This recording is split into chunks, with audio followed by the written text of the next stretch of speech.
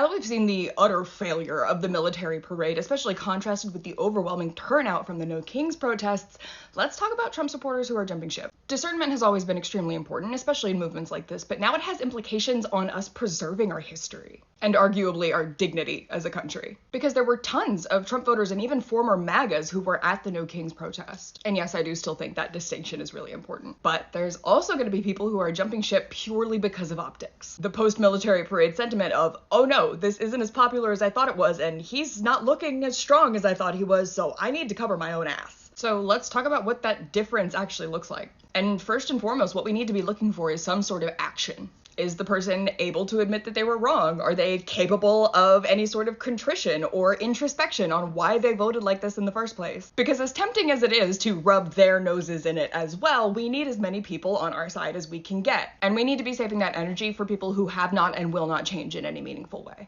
This includes political influencers who are suddenly changing their tune to try to follow the money. People who try to minimize their involvement or distance themselves without taking any sort of meaningful action. And in this case, I would consider just showing up at a protest, being a warm body standing against fascism, to be meaningful action. Because for a lot of these people, this was their entire identity for Lord knows how long. It affected the clothes they wear, their social media presence, their IRL social circles. Some of them lost family members to it and are now showing up anyways. But for those who stay put till the bitter end or try to slink quietly back into the night, there can be no peace. I want the term social pariah to seem generous. This goes especially for people who took more active roles like ICE agents, Proud Boys, pro-Trump protesters. And because it's illegal and assault to physically carve swastikas into their foreheads, the onus on keeping tabs is on us. And this does not require any sort of doxing, so don't think I'm saying that. However, name,